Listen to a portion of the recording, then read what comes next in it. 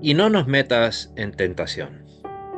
Mateo capítulo 6, versículo 13. Si he orado con sincera y verdadera fe a Jesús, perdónanos nuestras deudas, y tengo la seguridad de que todo pecado me ha sido perdonado. Y creo que Dios, por amor de su amado Hijo, ahora está reconciliado conmigo. Entonces el mayor deseo de mi corazón necesariamente debe ser no ofender a mi amoroso y piadoso Padre Celestial. Es por esta razón que enseguida he de suplicar de corazón, sincero, y no nos dejes caer en la tentación. Ayúdame, Señor, a no pecar nuevamente contra ti.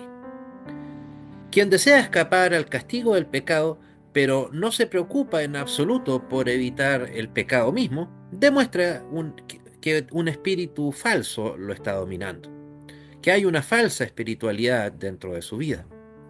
Sí, es muy común de toda alma honesta que aún antes de llegar a la fe salvadora, se sienta más ansiosa por vencer el pecado que por obtener el perdón.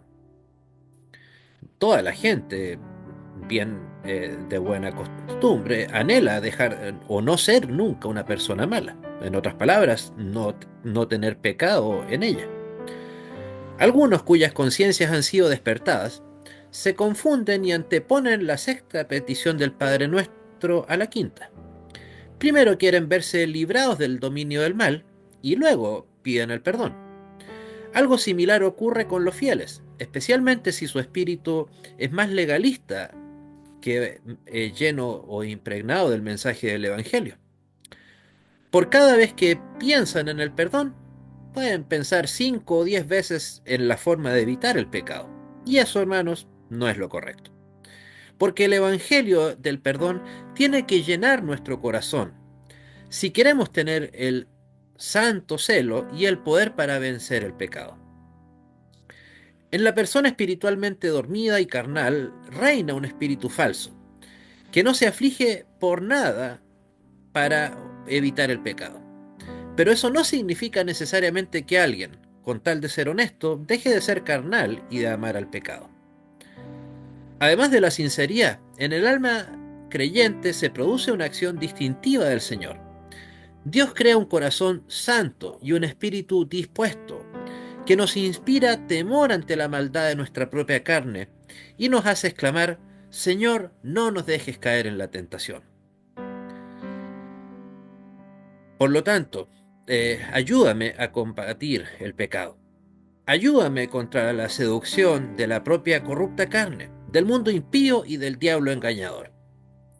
Que todos los que desean ir al cielo se examinen honestamente en la presencia de Dios para ver si realmente se horrorizan ante la tentación y quieren combatir realmente el pecado. El Señor lo ve todo, conoce los secretos de cada persona. Sabe si tú, que estás escuchando esto, estás realmente ansioso por dejar tu pecado o solamente quieres escaparte del castigo. Qué terrible oscuridad del corazón, que encantado como por la vieja serpiente, cuando una persona no se asusta ni siquiera ante el majestuoso Dios, cuyos ojos son como una llama de fuego, que escudriña la mente y discierne los pensamientos y las intenciones del corazón, tal como señala Hebreos 4:12. Él sabe quién eres, Él sabe quién soy. Si piensas que combatir realmente el pecado o si prefieres seguir sirviéndole. ¿De qué sirve la oración y la religiosidad aparente al que le es tan deshonesto que incluso al orar trata de mentirse a sí mismo y a engañar a Dios, sabiendo que no puede lograrlo? Es una hipocresía que alguien pretenda combatir muchos pecados, pero deje de lado uno, su pecado, llamémoslo así, favorito, o que trate de evitar las apariencias, pero no se ocupe del pecado oculto en el corazón, o que evite solamente el pecado que le causa problemas, mientras sigue disfrutando de los que le provocan placer, la presunción y el aire eh, de superioridad, o también una posible vida licenciosa. Lo mismo vale para la arrogancia espiritual, ya sea por el talento, la inteligencia o tener eventualmente un cargo público, ya sea en la iglesia o en el mundo secular. El amor a esa sensación de poder es el mal más destructivo y más opuesto a la gracia. También se cae en una gigantesca hipocresía al orar la sexta petición cuando primero se dice no nos dejes caer en la tentación y luego uno se expone deliberadamente a la tentación, sabiendo que debemos evitarla, dejarla de lado, no acercarnos a ella. Por ejemplo, uno sabe que en cierta compañía, en ciertos lugares, con ciertas personas, habrá determinada tentación. La tentación en sí misma no es un pecado. ¿Cuál es el pecado? El ceder a la tentación, y en este caso, como lo digo, acercarse a ella. Sin embargo, deliberadamente, en estas ocasiones que menciono, vaya la persona y antes de llegar todavía ahora, no nos dejes caer en la tentación. Eso equivale literalmente a tentar al Señor con una gigantesca ligereza. En este caso, la oración solamente servirá para traer el justo y merecido castigo de caer realmente en tentación. O es la manera de actuar de alguien que ya está sufriendo una tentación, que lo arrastra con mucha fuerza hacia su objetivo final. Tú ya te conoces, yo ya me conozco. Sabemos lo difícil que somos y lo que efectivamente nos conviene hacer en esa hora, en ese momento de tentación. Y eso es decir, orar pidiendo fuerzas para escapar de la tentación. Pues si no posees el poder para escapar de la tentación, menos poder aún tendrás para resistir al mal. Imposible. Es una insensatez arrojarse deliberada e innecesariamente a los brazos de la tentación.